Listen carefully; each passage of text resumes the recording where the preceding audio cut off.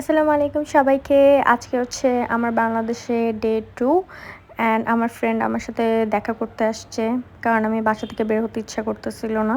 তো এইজন্য আমি জাস্ট ফুড পান্ডায় কিছু খাবার অর্ডার করে জাস্ট বাসায় চিল করছিলাম। এরপরে ও একটা লেন্স কিনতে চাচ্ছিল আর আমার একটু কাপড় কিনতে হতো, লেস। তো ওটার জন্য হচ্ছে আমরা তিলপাপাড়া কাপড়ের গলিতে গিয়েছিলাম। তারপরে কাপড় কিনে ওর সাথে কিছুক্ষণ আশপাশে ঘুরলাম, কারণ অনেক দিন পর আসছি। তো সব কিছু ঘোরাটোরা শেষ করে আমার ওই দিন আর আসলে কোনো ক্লিপ নেওয়া হয়নি। এরপর পরের দিন সকালে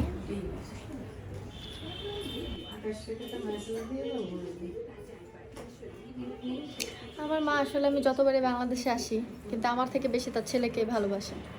ঠিক আছে, আমি আসি তারপরও সে তার ছেলেকেই মনে করতেছে। এটা কেমন কথা আম্মা? ভালো কথা। তুমি তো আমার সামনে আছো, সে তো আমার দূরে আছে না, এমনি যদি আমি দূরেও থাকি সবচেয়ে বেশি কল সে তার ছেলেকেই দেয়। ঠিক আছে গাইস, এই জন্য মনে রাখবেন সবসময় মারা ছেলেদের বেশি ভালোবাসে, মেয়েদের কম বাসে। বুঝলেন? বলো, সত্যি কথা বলছি? সত্যি কথা বলছি। হ্যাঁ, তুমি তো আমার কম ভালোবাসো, ছেলেরা বেশি বাসো না। হ্যাঁ, দেখছো, স্বীকার করছে।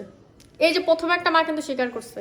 গাইস, এই যে দেখে রাখেন আপনারা, দেখছেন? প্রমাণ থাকলো কিন্তু ভিডিওতে।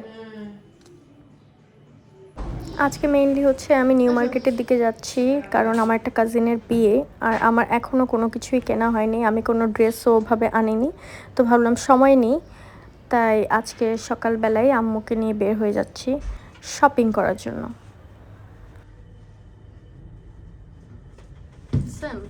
লালে লাল জুতা, সাথে লাল জামা, এত ম্যাচিং তো আমিও করতে পারলাম না, গরিব দেখে।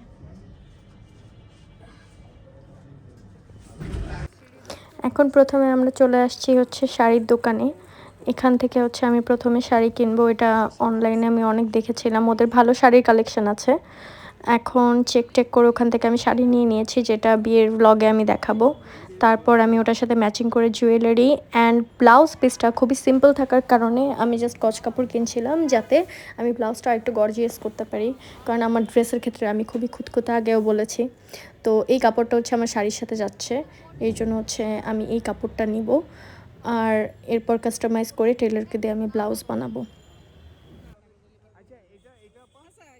কেনাকাটা শেষে আমি রিয়েলাইজ করলাম আমার মাথা কাজ করতেছে না। তো আমার একটা চা খাওয়া দরকার, যেহেতু আমার মা দুধ চা পছন্দ করে না, এই জন্য আমি খুব ভয় বলতেছিলাম যাতে আমি একটা চা কিনবো কিনা। তো দেখলাম আম্মু কিছু বলে নেই। এরপরে আমি জাস্ট আমার চাটা নিলাম, যাতে এটা খেয়ে একটু আমার মাথাটা একটু কাজ করে। ঠিক আছে আম্মু।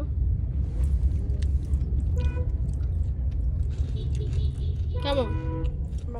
কত নিচ্ছ? 100 100? মিলাইতেছে। আমার চুড়ি জুয়েলারি সব কিছু কেনা ডান।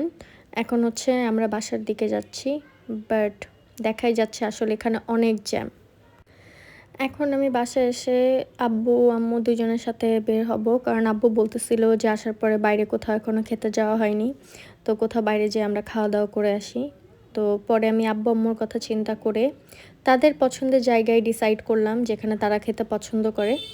নর্মালি আব্বু আম্মু বাংলাদেশে আসলে একটা স্পেসিফিক জায়গা আছে যেখানে তারা খেতে যায়, আর সেটা হচ্ছে আপন কফি হাউস। আর সেখানে ছোলা বাটোরাটা আমার আব্বু আম্মু দুজন খুব পছন্দ করে, এই জন্য আমি ওখানেই গেলাম। তারপর আমি মেনুতে দেখছিলাম নতুন আবার কিছু আসলো কিনা, কারণ নর্মালি আমি 6 মাস পর পর আসলে দেখি কিছু না কিছু চেঞ্জ হয়ে গেছে, বাট এবার দেখলাম না, সব কিছু নর্মাল আছে। তারপর হচ্ছে ওখানে 200 টাকার যে চিকেন ছোলা বাটুরা আছে, ওটাই হচ্ছে আমরা নিয়েছিলাম 2টা, কারণ আব্বু আম্মু একটা শেষ করতে পারবে না, এই জন্য হচ্ছে তার 1 প্লেট আর আমার 1 প্লেট।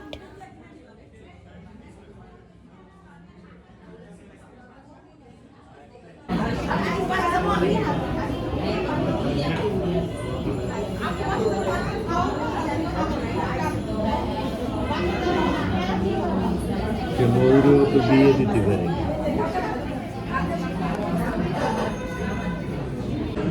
তারপরে আমি বাইরের দিকে তাকিয়ে মানুষ বাইরে বেলুন বিক্রি করতেছিল, আমি ওগুলো দেখতেছিলাম যে আসলে আমরা যখন ছোটো ছিলাম তখন এত সুন্দর সুন্দর বেলুন পাওয়া যেত, কেন জানি এখনই পাওয়া যায়। তারপর আমাদের ছোলা বাটুরা চলে আসছে। এখন আমি ট্রাই করব, এটাকে আমি 9/10 দিব। আমার কাছে এটা এত মজা লাগছে। নর্মালি ওদের যে মিষ্টি দইটা ছিল ওটা বেশি মজা, আর ছোলা বাটারের কথা তো নাই বলি, এটা আসলে খুবই মজা ছিল। আর আপন কফি হাউস ফেমাস হচ্ছে এটার কোল্ড কফির জন্য, তো এটা তো আসলে একটা ট্রাই করতেই হয়, যার জন্য নিলাম। এরপর এই যে বিল চলে আসছে। এরপর আমি একটু আব্বুর কাছে বায়না করেছিলাম আমি ফুচকা খেতে চাই, কারণ বাংলাদেশে আসার পরে আসলে ফুচকা খাওয়াটা আমার ম্যান্ডেটরি, আর এই মামার ফুচকা বেস্ট। Thank you. তারপর খাওয়া দাওয়া শেষ করে এখন এই যে বাসায় ব্যাক করছি। That's it, that's for today, thanks for watching.